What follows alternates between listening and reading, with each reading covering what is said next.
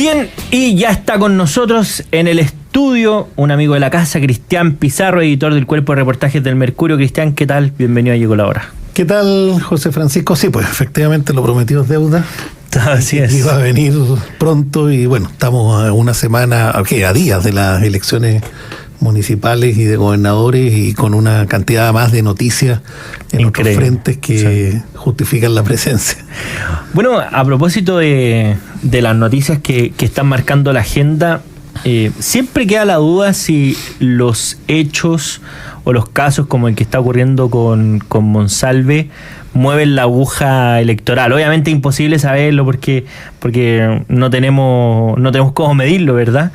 Pero a priori, ¿qué te parece si este tipo de cosas influyen? Especialmente porque es como una causa muy sentida por parte del oficialismo y que como que le afecta directamente a esa línea de flotación.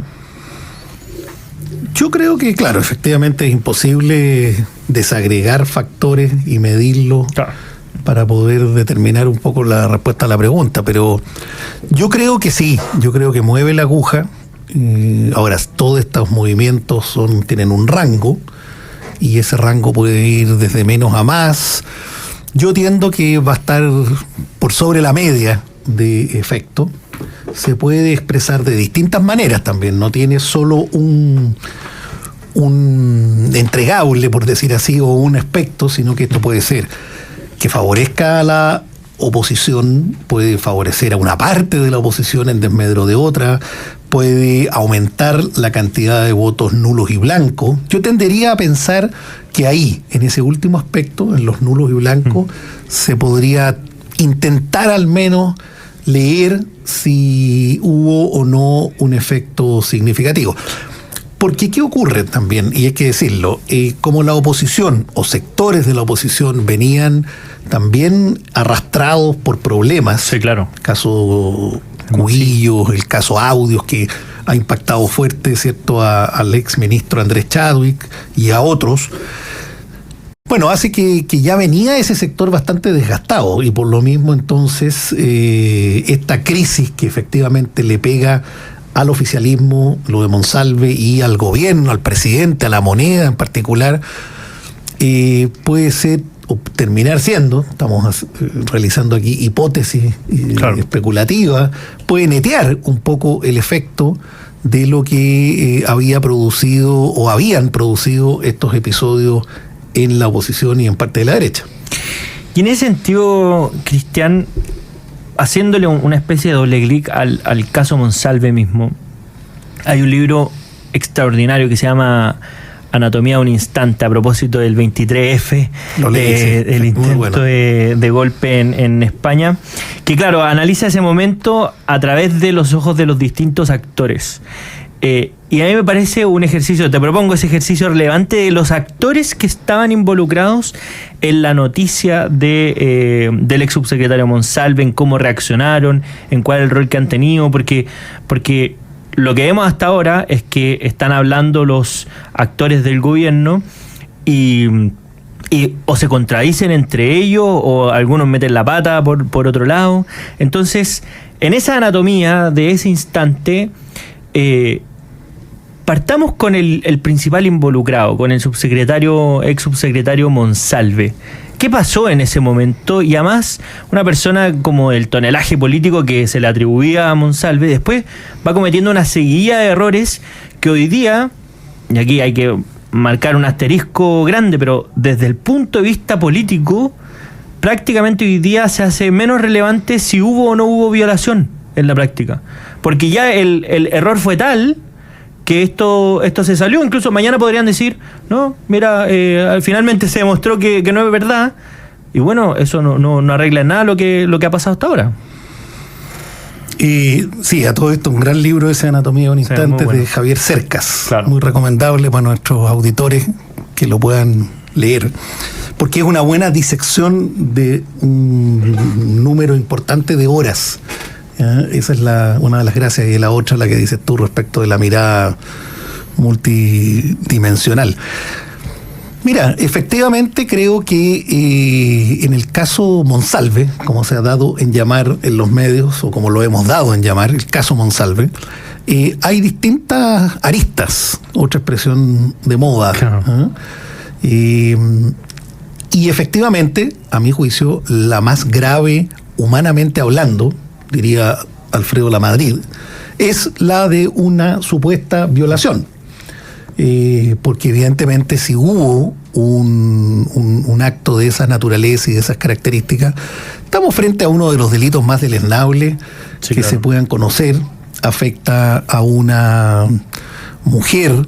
Hemos sabido también que ella y su familia tenían relaciones sociales, incluso políticas, con el señor Monsalve.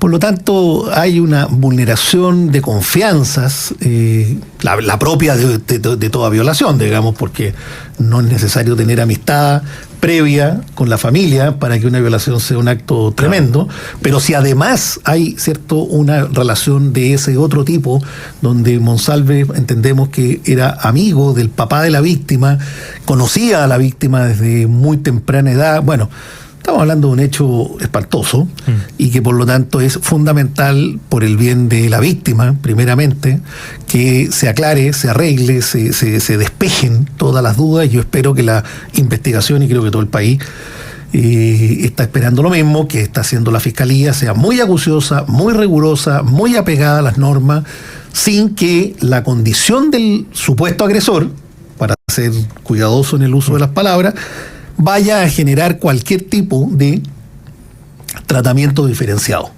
Estamos viendo en estas mismas horas otro caso de un ex jugador de fútbol, Jorge Valdivia, quien ha sido formalizado esta misma tarde por un hecho ocurrido el domingo, denunciado entiendo que ayer. Y la suerte de Jorge Valdivia es muy distinta. Entiendo que va en este minuto camino a la cárcel de Rancagua, que es donde va a cumplir la medida cautelar de prisión preventiva.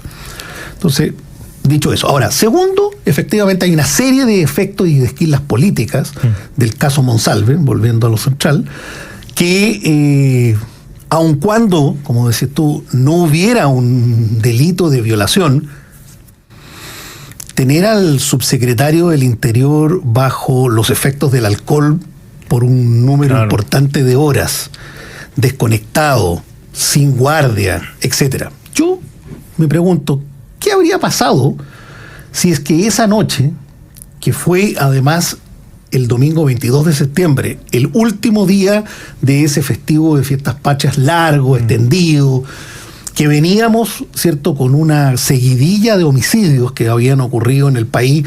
Aquella fin de semana fue el de las desafortunadas declaraciones de la ministra Toá, que señaló, ¿cierto?, esto es más o menos cifras normales. En ese minuto se hablaba de 22, 25, terminamos en 32 o 33 entre lunes y martes cuando se hizo el escaneo completo. Sí. Pero aquí voy. ¿Qué habría ocurrido esa noche si hubiéramos tenido un evento de carácter terrorista en la capital o en algún punto importante del país? ¿Qué hubiera pasado si hubiera habido algún ajuste de cuentas entre bandas rivales del crimen organizado? En el sentido de que eso requiere, ¿cierto?, del subsecretario del Interior, cualquiera que éste sea, señor Monsalve o cualquiera que esté en ese cargo, la atención absoluta.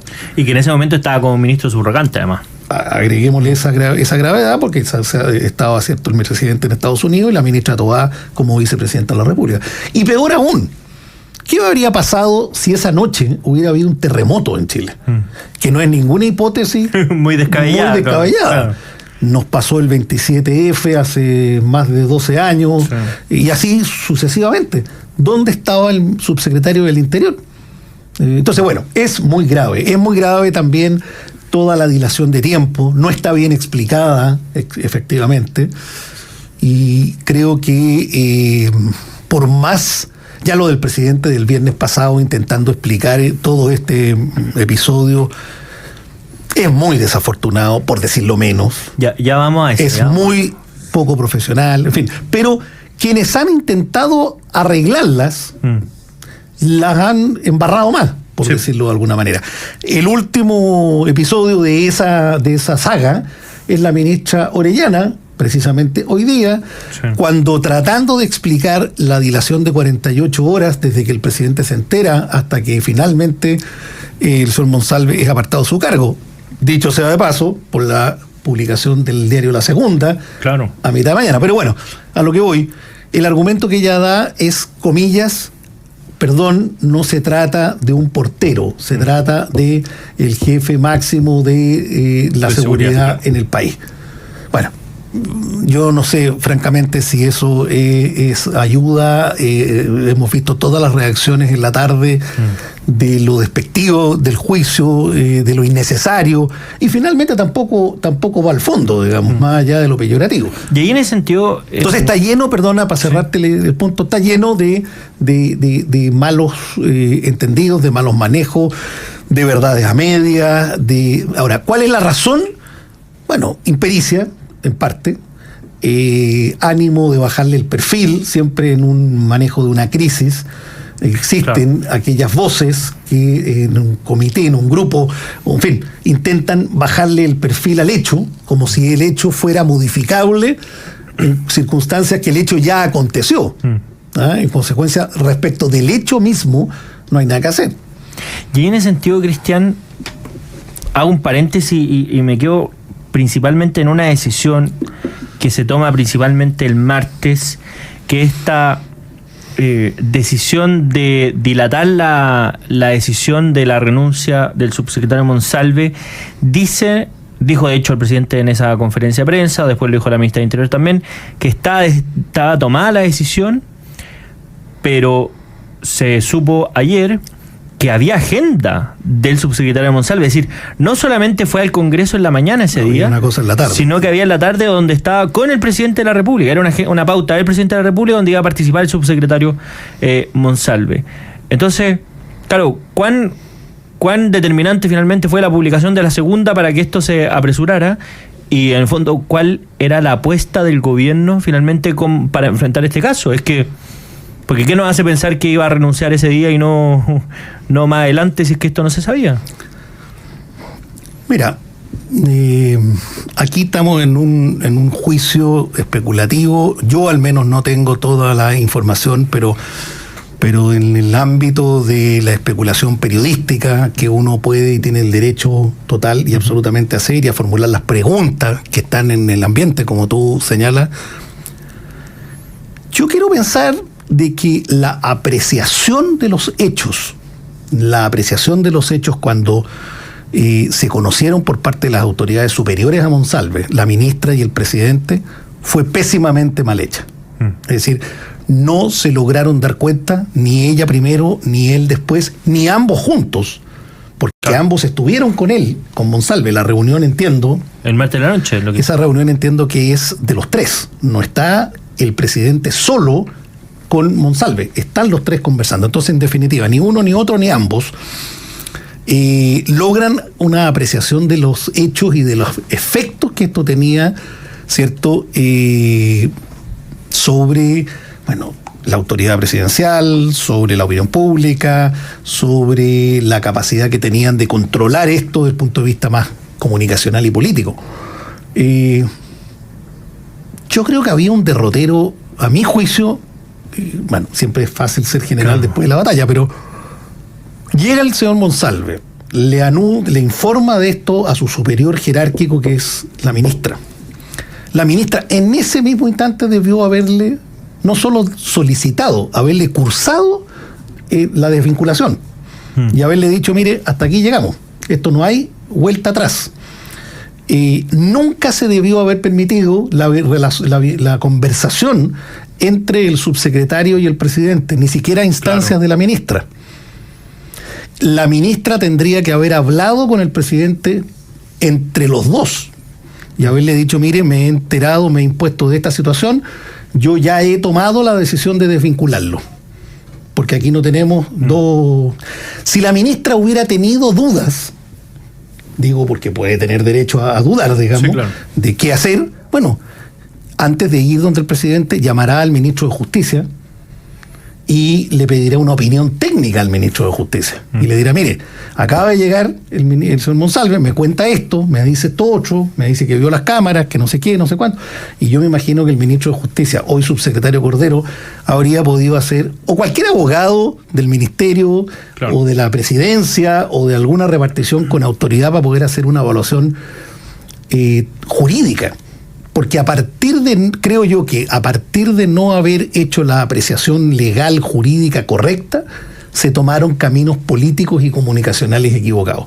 Si alguien, yo tengo la mejor opinión de la ministra Toá, creo que si alguien le levanta las banderas y le dice, ministra, aquí estamos frente a un delito de la mayor gravedad, este señor se puede ir preso mañana, yo creo que frente a esa advertencia no hay autoridad que se pudiera haber resistido. Sí, por eso vuelvo al punto inicial. La apreciación jurídica de los efectos del hecho involucrado no fueron bien realizadas. Y yo le agregaría, y esto sí lo digo desde el campo especulativo también, planteo la pregunta, que es que pareciera que el propio ex subsecretario Monsalve apuntaba o a controlar la situación o a bajarle el perfil, porque después de lo que contó el presidente y el tono de la conversación, que lo cita a las 4 de la tarde y dice, estoy en Valparaíso, y llegó como a las 9 de la noche y se demoraba en contestar, uno dice, si tengo una denuncia de estas características, veo lo que significa, bueno, voy inmediatamente, o sea, no suspendo dudo, lo que estoy haciendo. Pero parece evidente. Y yo en eso, fíjate que tiendo a concordar contigo, y como eximente, entre comillas, de la ministra y del presidente incluso, en esa apreciación hasta el día martes. Claro. ¿Ya? Ellos deben haber recibido una versión suavizada de Monsalve. Sí, claro. Monsalves no creo que les haya dicho toda la crueldad del episodio, por decir así. Entonces, cuando se le acercan a la ministra y la ministra le dice, o le dicen, mire, ministra, tengo una acusación por una cuestión de esta naturaleza, pasó esto otro. Probablemente la ministra o cualquiera le habría dicho, a ver, pero Manuel, ¿esto es verdad? No, ministra, esto no es verdad. Esto no ocurrió. ¿Pero qué fue lo que ocurrió? Bueno, ministra, nos quedamos juntos, tuvimos esta cuestión, pero esto fue consentido. Claro. Entonces yo creo que ahora la apreciación sigue siendo insuficiente, porque aún ante la duda, sí, la ministra debió haber apartado a Monsalve en forma inmediata. Pero para reforzar el punto que haces tú, yo creo que la versión fue suavizada. Claro. Y por lo tanto, ambos dos, Toá y Boric, se quedaron con una versión suavizada de Monsalve. Y Monsalve es una persona en quien tanto la ministra como el presidente confían. Sí, claro. Porque no les llegó un personaje distante con el cual no han tenido horas de vuelo. No, esta es una persona de hoy día ya era del riñón, claro, ¿cierto? Y probablemente conversaciones entre ellos tres sobre distintos temas tienen que haber habido miles. En consecuencia, les está hablando alguien en quien ellos confían.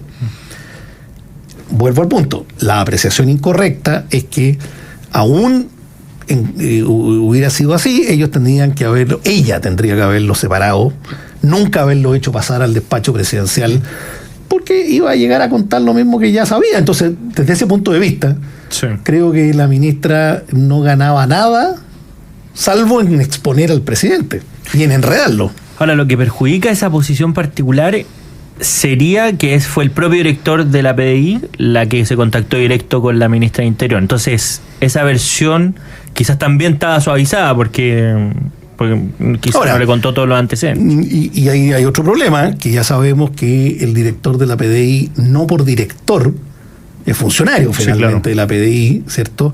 Tiene derecho a informar a ninguna autoridad de las pesquisas investigativas que ellos están desarrollando por encargo de la Fiscalía. Porque si no, si eso pudiera hacerse, el ministro del Interior o la subsecretaría podrían estar al tanto de todas las diligencias investigativas que desarrolla la PDI por encargo de cualquier fiscalía del país. Claro.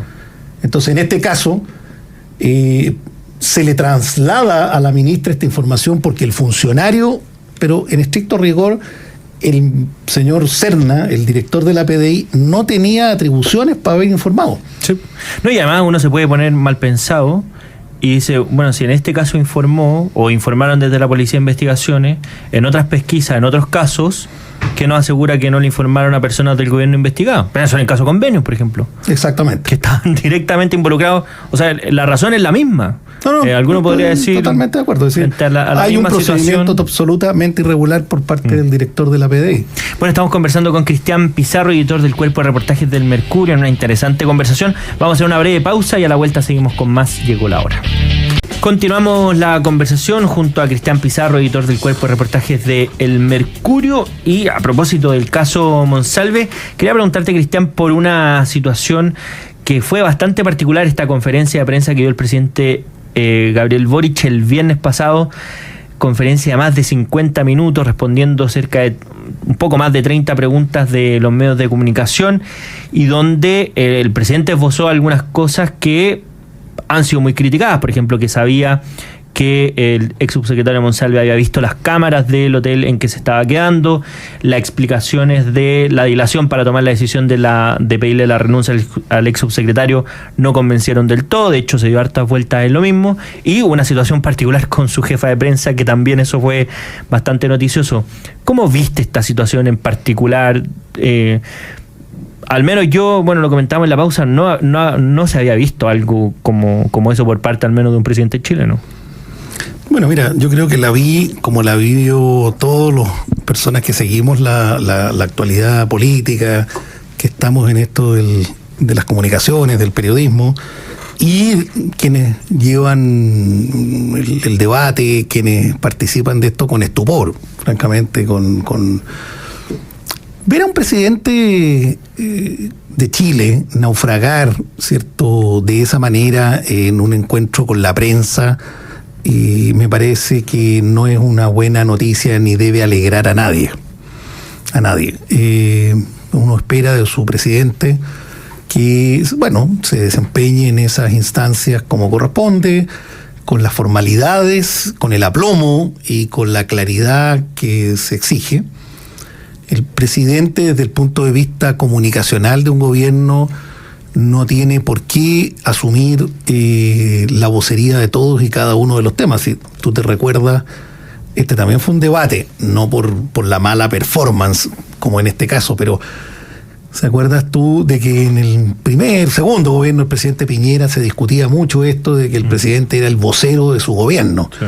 Que lo voceaba todo, digamos, las buenas, las malas y las más o menos noticias. Bueno, eso es una cuestión que evidentemente es desaconsejable. No necesita uno una maestría en comunicación política.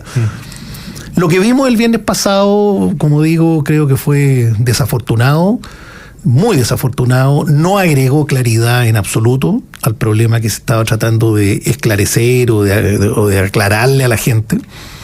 Yo tengo mi propia interpretación y tiene poco con que yo pienso que el presidente se dio cuenta entre martes y jueves, vamos a decir, o viernes en la mañana, de que había cometido un error en cuanto al tratamiento del tema y de cómo lo había canalizado, la celeridad con que se habían tomado las decisiones, etcétera, etcétera.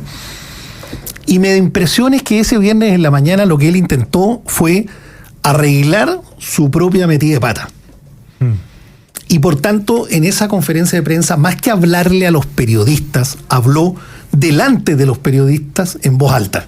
Claro. Y trató de ir reflexionando, bueno, pero ¿cómo quieren que yo haga esto? Miren, incluso si yo miro el WhatsApp, era como una conversación en voz alta delante de toda la prensa, que a su vez implicaba a todo el país, para tratar de corregir eventualmente errores, malos entendidos. Él quería ser como eximido de responsabilidad. Yo entendí esto, a mí me dijeron esto otro. Esa era la lógica, ese era el subtexto de la conferencia. Él estaba dando explicaciones. Y el presidente es un hombre que tiene muchas carencias, ya las hemos visto, pero tiene algunas fortalezas en las que él sobreconfía. Él es un hombre que tiene una buena llegada, ¿cierto?, con los periodistas, se maneja en general bien, ha cometido errores, como todos, pero se maneja bien, improvisa bien, mejor que otros presidentes, es un hombre que valora mucho la autenticidad, la franqueza, la transparencia, porque son valores que no hay que en ningún caso menospreciar, digamos, pero yo creo que los tiene sobreponderados el presidente. Entonces, la mezcla entre sus propias habilidades, que son, como digo, esta capacidad de improvisación, en fin, más esta conciencia sucia en el sentido de que se había equivocado, que no había actuado con la suficiente diligencia, yo creo que lo llevaron a cometer ese error. Y aparece otro rasgo presidencial, que es la porfía. Este es un hombre que yo creo que se le cruza una cosa y se le pone entre ceja y ceja, y debe costarle a su entorno sacarle ese tipo de obsesiones. Y lo vimos con el rol que trató de cumplir su jefa de prensa, Nicole Vergara, en que ella se daba cuenta de este desastre al que se autoconducía el presidente en esa conferencia y trató por todas las vías, hasta el punto en que él fue muy duro con ella. No sé si se puede hablar propiamente de un maltrato, pero sí de una dureza injustificada, con una colaboradora muy cercana. Yo a ella le conozco, es una persona muy leal, que viene trabajando con él hace mucho tiempo, que se reincorporó al equipo presidencial ahora hace no muchos meses, pero sí era una persona de mucha confianza en la época de la campaña. Y yo creo que claramente no, ni ella ni nadie que hubiera estado ahí, hombre o mujer, joven o viejo, experto o inexperto, lo que fuera, nadie merece ese tratamiento. Y ahí otra cosa que bueno, ha empezado a ocurrir esta semana, yo creo que una especie de intento de control de daño, y han salido a hablar los ministros. Bueno, hubo una conferencia de prensa después de la vocera de gobierno el mismo viernes en la tarde, intentando arreglar unas cosas, pero también un poco dubitativa y un poco tirando para el córner cosas que el propio presidente había dicho.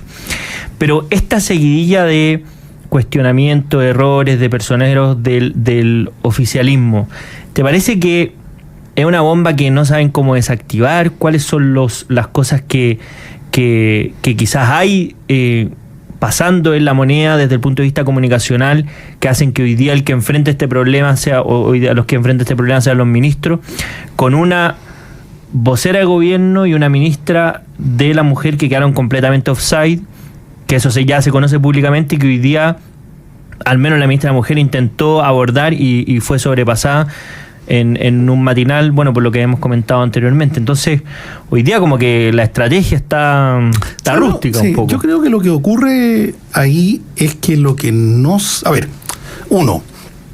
una estrategia para tratar de mitigar los efectos de este problema que se le planteó políticamente al gobierno, para no mezclarlo con el problema de fondo real, que es cierto si hubo o no hubo violación por parte de Monsalve a esta joven, pero en el punto de vista político, que es donde estamos analizando, yo creo que aquí hay dos cosas. Una, es difícil construir una estrategia después de que el presidente, que es tu último recurso, está tan hipotecado, tan dañado, tan malherido, producto de esta pésima intervención del día viernes. Entonces, eso en el fondo hay que hacer andar el avión con la mitad de los motores menos.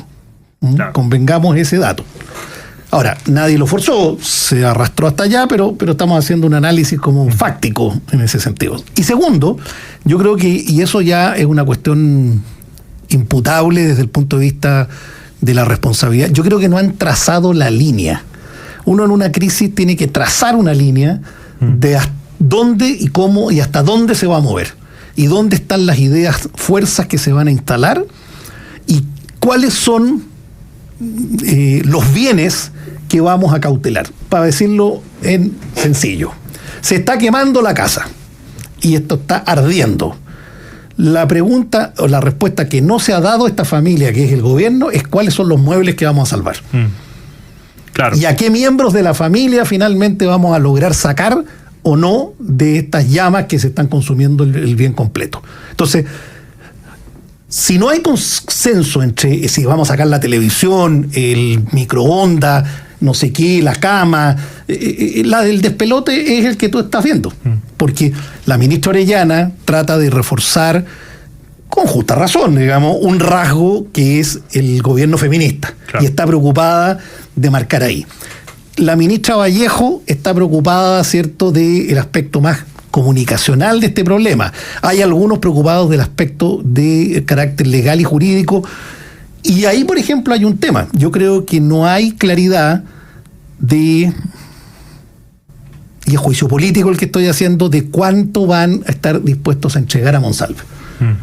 Porque deben haber cosas que nuestras autoridades conocen y que podrían ayudar a resolver el efecto político sobre su propio gobierno, pero que hundirían probablemente o dejarían en un muy mal pie la posición de Monsalve. Yo creo que ahí hay, como digo, una ambivalencia, una duda, no está decidido, no han decidido todavía y no han decidido bien qué cosas se sacan. Entonces está llegando la gente al incendio y se mete cada uno a la casa a sacar lo que estima conveniente, que probablemente son los enseres propios, y nadie está coordinando ni dirigiendo. La ministra del Interior, que también podría ser una reserva, está absolutamente comprometida en el problema, no es no es parte de la solución.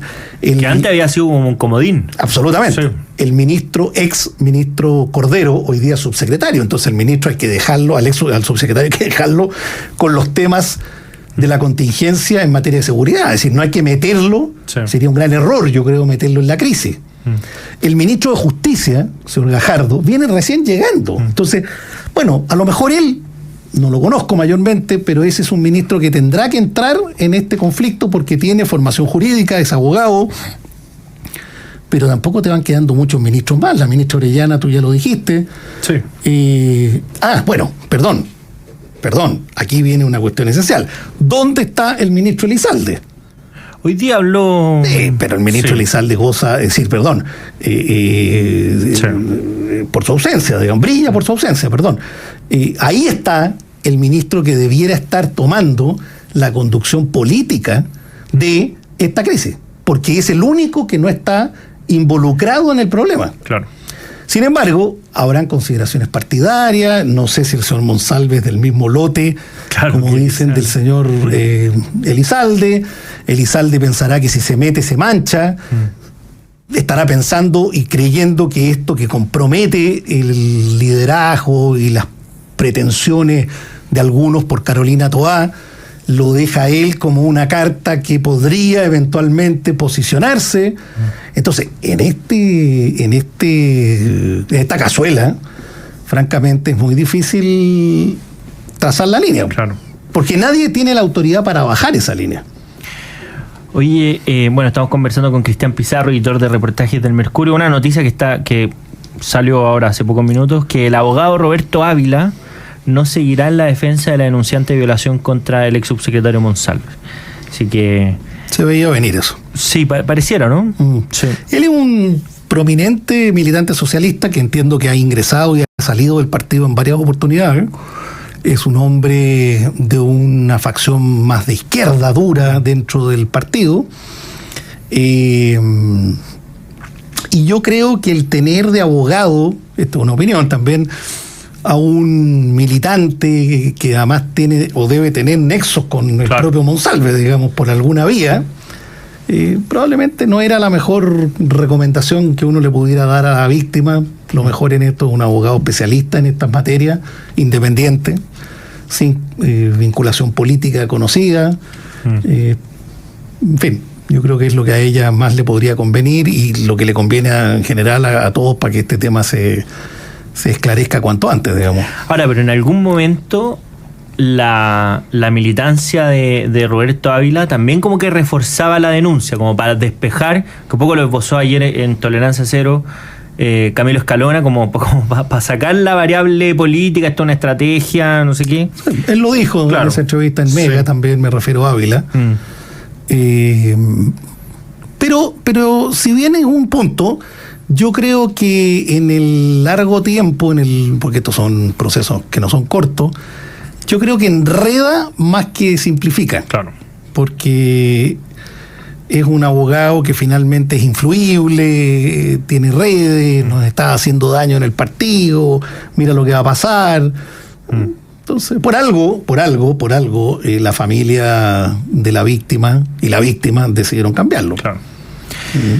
Bueno, muy interesante. No será por el valor de los honorarios, digamos. Sí, no, supongo. Seguramente será por un tema más estratégico, claro. digamos. Bueno, muy interesante conversación con Cristian Pizarro, editor de Reportaje del Mercurio. Lamentablemente se nos fue el tiempo, Cristian. Te queremos agradecer por habernos acompañado hoy en Llegó la Hora. Bueno, muchas gracias y atentos al domingo porque vamos a tener resultados, vamos también, y perdona la colita, de reflexión. La próxima semana es una semana corta, lunes, martes y miércoles, es decir, yo creo que de no mediar novedades importantes en el caso Monsalve, vamos a estar cruzados en los próximos días después del domingo con los resultados electorales. Claro. Así es, bueno, la agenda no para, ¿no? No para, exactamente. No para nomás. Bien, nosotros nos vamos a una breve pausa y a la vuelta más Llegó la Hora.